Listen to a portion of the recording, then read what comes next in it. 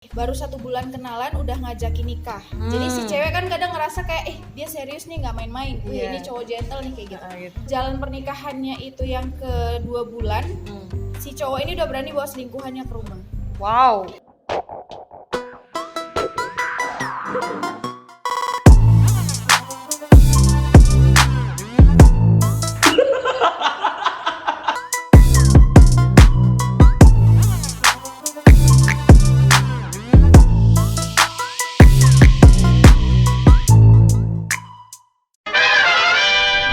Halo, assalamualaikum teman-teman. Balik lagi sama aku Sandra. Malam ini aku bakal ngebahas tentang toxic. Toxicnya itu seperti kayak ke diri sendiri, dalam circle pertemanannya, hubungan asmara dan keluarga.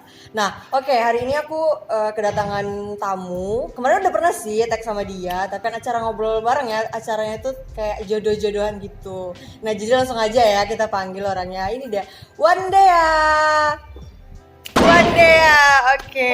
Tiba-tiba Udah lama ya, udah lama banget kita nggak ngobrol bareng. Nah, menurut Wandea nih, toxic itu gimana sih? Kalau toxic itu lebih identik kalau artinya ya kan racun. Bener-bener. Berarti kayak pengaruh buruk kalau misalkan untuk diri sendiri atau mungkin untuk orang lain.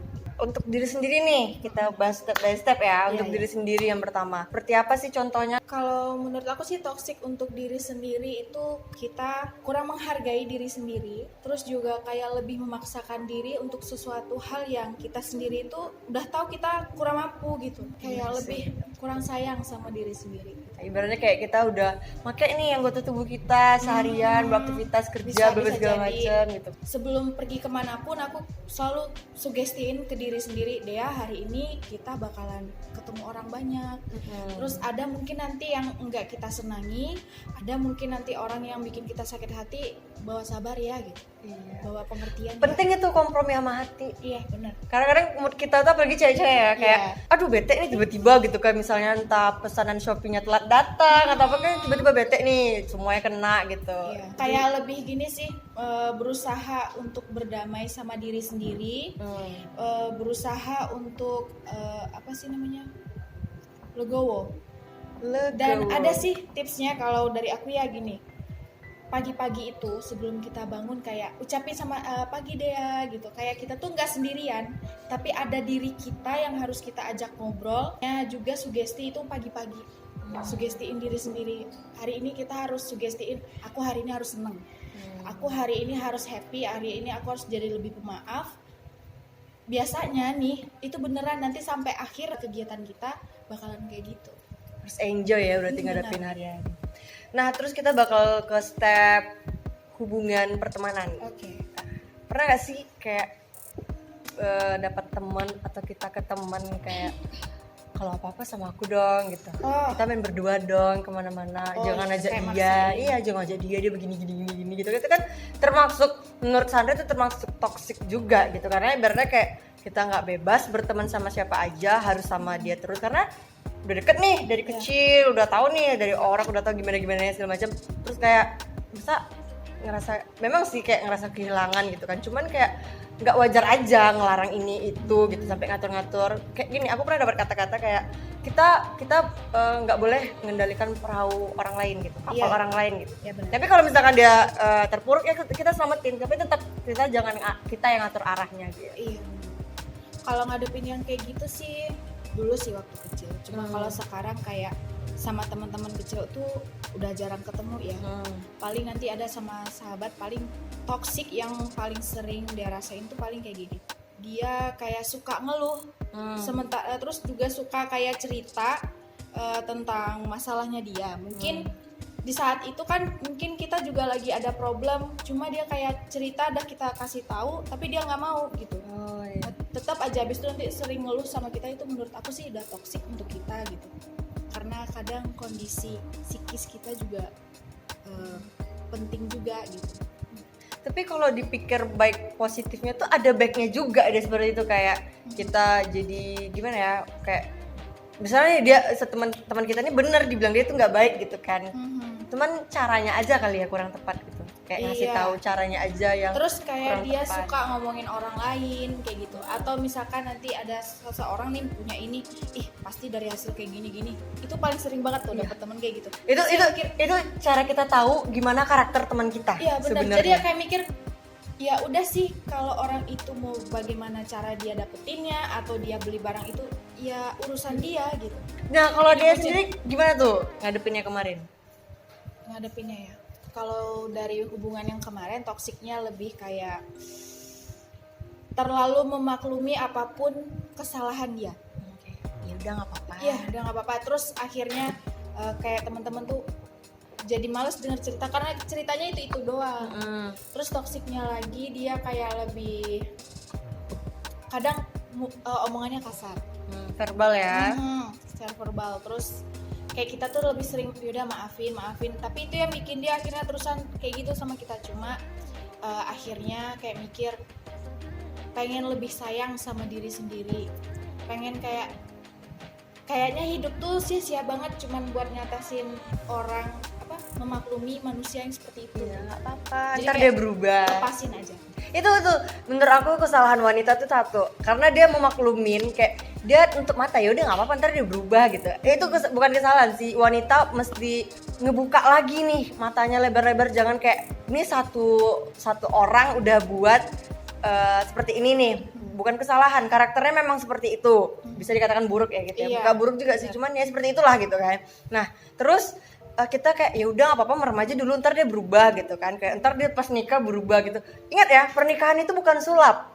Pernikahan itu bukan sulap. Hal terburuk yang paling terjadi di pernikahan itu kayak yang ada makin parah cuy gitu, bukan makin baik. Kalau makin baik itu ya itu anugerah Tuhan gitu.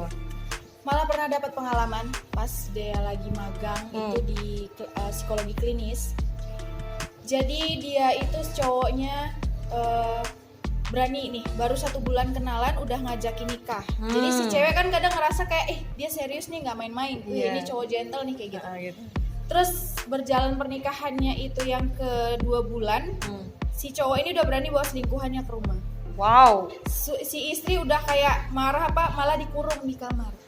Itu udah ngelakuin kekerasan dalam rumah tangga. Keren lo bro, gila. Itu yang kayak, jadi sekarang itu mikirnya nggak sembarangan. Kayak orang main ngajak nikah gitu tuh nggak sembarangan gitu gitu loh, belum tentu menentukan dia tuh ini cowok baik nih, ini orangnya baik nih apa serius nih gitu. Berarti belum tentu yang ngajak serius tuh itu baik. Kayak lebih tepatnya dipilah-pilah dulu, dikenalin dulu karakternya. Kalau menurut aku kayak dicari tahu dulu lah kekurangan gitu, karena kekurangan itu tadi kita bisa nerima nggak, kita bisa nggak toleransi gitu kan, karena seumur hidup loh kita nyari permasalahannya seumur hidup gitu, bukan yang sehari doang gitu. Ketika gini deh, kalau misalkan mau cari pasangan itu kita lihat dulu karakternya. Mungkin ada karakter negatif dia dan kita coba gini, ketika karakter negatifnya dia itu keluar, kira-kira kita punya solusi nggak atas itu? Dan kita sanggup nggak untuk menghadapi itu? Gitu sih. Contohnya kayak KDRT gitu ya kan, kayak main tangan, main fisik itu udah parah sih gitu. Kalau udah tahu dia kayak kasar, kalau sekiranya kita batin kita nggak sanggup dan mending nggak usah. Nah, jadi kita ngebahas tentang step selanjutnya yang KDRT. Kayak secara fisik pernah nggak sih diperlakukan kayak bam gitu? Biasanya ini kan banyak kan verbal, kayak dikata-katain dasar perempuan tit gitu kan, dasar wanita tit gitu kan, kayak atau bercarut gitu. Iya, ngeluarin kata-kata kotor gitu. Nah, pernah nggak sih kayak secara fisik ya gitu? Alhamdulillah sih sampai sekarang nggak ada dan belum pernah gitu. Cuma paling pernah ada sih temen aja. Itu temen dia cerita atau gimana? Emang dia setelah kejadian kayak kekerasan secara fisik itu dia datang minta pertolongan gitu. Oh, minta bantuan berarti ya. Terus ya udah kayak gimana ya, kayak kita ngerasa kita yang digituin gitu, kayak kesel. Nah, pada saat itu posisi dia kan mau nolongin nih. Apa yang dia lakukan pada saat dia ngerasa aku butuh pertolongan gitu, bisa nggak bantuin aku gitu? paling lebih kayak nyaranin dia untuk visum pertama, terus akhirnya kayak kalau bisa menghindar dulu lah dari si cowok ini. Karena kan kayak mana ya, susah juga gitu. Kalau mau kita lawan juga dianya keras, nanti yang ada kita lagi yang digituin. Bener sih. Terus aku juga pernah ngalamin nih. Oh, pernah ngalamin 6 tahun yang lalu lah kurang lebih. Jadi si cowok ini kegap lah sama selingkuhan yang mantannya jadi selingkuhannya dia gitu. Nah terus kayak ya udah nggak apa-apa gitu kan, kayak is okay. Tapi lama kelamaan dia mau kayak kurang ajar gitu, omongannya udah mulai nyeleneh, ngomong kasar, ngata-ngatain, pokoknya kotor lah gitu. Sampai nangis. Terus pas ketemu besoknya kalau nggak salah tuh ya, dia marah gitu, marah karena ngerasa dia nggak ngelakuin itu gitu. Jadi kayak dia cuman kayak ngebentak meja bem gitu kan, langsung kayak lempar sepatu gitu kayak gitu kayak hampir kena loh gitu, kayak ih udah parah sih kayak gini. Itu abis itu kayak ngelemparnya ke Sandra, ngelempar tapi kenanya nih aku berdiri nih di sini nih, kenanya sebelah sini gitu. Jadi aku ngerasa kayak gitu kan sih, kayak wih hampir sedikit kegeser dikit kena nih gitu. Terus udah nggak bener kan, ya udahlah terserah lah gitu kan, masih bodoh-bodohnya nih kayak aduh sayang tapi kayak gini dilepasin, tapi itu dia bertahan tapi sulit gitu. Terus yang kedua melepaskan tapi sakit. Iya, menurut aku toxic itu kayak pas lagi marah, entah lagi marah entah gimana, tapi yang kedua ini marah karena aku pulangnya malam jam 11 sampai jam 10 gitu lewat lah gitu, udah tengah malam gitu lah. Jadi dia kayak mau jadi perempuan apaan kamu gitu, pulang jam segini gini, telepon nggak diangkat, chat nggak dibalas, langsung ngomong kasar. Iya, ngomong kasar, terus langsung narik langsung bawa ke mobil kan. Nah di mobil itu dia bawa kecepatan 100 lebih, tau nggak? Nyawa aku udah 2 tahun yang lalu. Anda dibawa sama malaikat itu. Aduh, udah deh, lepas deh, pasrah deh, mau diapain, kayak ya udah gitu, kayak udah nggak ada harapan. Dia sampai ada mau mukul nggak? Mukul sih nggak, cuma dia kesang, lampiasin itu ya ke itu tadi, dia bawa mobil tuh kecepatan 100 gitu. Kami di dalam tuh ada 4 orang loh gitu. Nyawa ada 4 loh di dalam. Sehat Pak. Ya mungkin dia udah berubah gitu kan. Semoga aja dia berubah yang sebelumnya. Kalau dia mungkin cuma verbal aja berarti kan. Atau ada yang kayak teman tadi ngalamin, terus ada lagi nggak yang lebih parahnya gitu? Lebih parahnya sih nggak ada sih, alhamdulillah belum ada ya, kalau di sekitar ya belum ada ngalamin. Cuma ya paling kayak gitu, kayak dia ngomongnya kasar atau gimana gitu, ngebentak gitu ya. Kita bakal ngebahas step lagi lebih tingkatannya lebih tinggi, itu toxic dalam circle keluarga. Itu pernah nggak sih ngalamin? Pernah, sampai detik ini mungkin. Secara fisik atau verbal? Kalau fisik masih kecil ya, paling nanti kayak dicubit, dijewer kalau kita nakal sih. Terus kalau secara verbal nih, biasa dikata-katain lah, kayak dibanding-bandingin, anaknya si ini begini gitu. Jadi gimana skripsinya? Udah. Itu kayak nggak toksik deh. Sudah loh. Ada gak kayak gini? Toksik. Kenapa mikirnya toksik? Gini loh. Setiap anak itu punya pola pikir yang berbeda dan punya rezekinya masing-masing. Benar. Ada yang umur, nih aku udah 22 tahun. Ada yang udah nikah, ada yang udah punya anak, ada yang udah kerja, ada yang udah wisuda atau segala macamnya kan ada gitu. Cuma memang porsinya kita tuh di saat itu mungkin masih sampai di situ gitu. Kadang ngerasa kayak jadi lebih mikir punya ini loh proses masing-masing gitu, dan nggak bisa disamain gitu. Jadi kalau menurut dia ngebandingin itu udah termasuk toksik lah ya. Toksik sih, karena kayak nganggapnya tuh kok nggak ngerti sih, itu tuh setiap orang tuh punya proses loh. Kayaknya kita butuh disupport aja nggak sih, semangat ya gitu. Kayak ya udah nggak apa-apa, hari ini segini aja dulu gitu. Besoknya tambah lagi gitu. Kalau ngambil positifnya ya mungkin sih nagih-nagih terus ya gitu. Tapi pernah nggak sih terpikir kalau kita di posisi keluarga, ibaratnya di posisi yang lebih tua gitu, kita bakal kayak gitu nggak sih ke yang kecil gitu? Tapi itu menurut aku itu alamiah, natural gitu. Kayak gitu, kapan sih ininya kayak itu kalau lebih orang tua. Kalau misalkan kayak sama saudara paling kayak gini, diet lah lagi gitu. Diet ya? Gitu, diet lah lagi, tengok tuh nanti gini. Nah kayak gitu biasanya gitu. Cuma memang kalau kita belajar sih ngambil positifnya, maksudnya mungkin untuk nyemangatin kita. Gimana kalau misalkan dengan tipe orang yang baperan? kayak apa-apa dia berarti. Oke lah nggak berarti kayak apa-apa kayak kenapa ya aku diomongin, kenapa ya si kakak si ade nggak diomongin, kenapa ya aku terus dipojokin deh kayaknya Pernah. gitu. Jadi waktu kecil itu ngerasa kayak anak tiri. Tahu kan? Atau ada emang anak buku. tiri? Mungkin. Nah terus Oh, bukan anak tiri, anak pungut mungkin, Mbak. nggak usah diperjelas. Jadi ada tuh nanti misalkan waktu masih SD itu lagi dimarah-marahin tuh.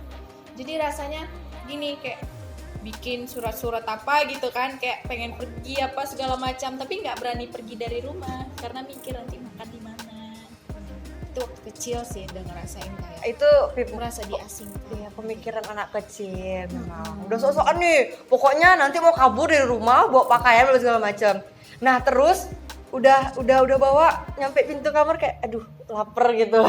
Mikir makan nanti gimana ya, mandi kayak gimana ya.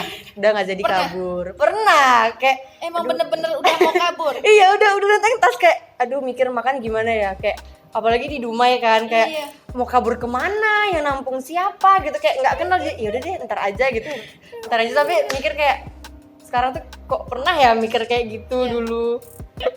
Oke teman-teman, sekian, terima kasih buat yang udah tonton. Jangan lupa subscribe, jangan lupa like, jangan lupa komen, dan jangan lupa share. Terima kasih, bye bye.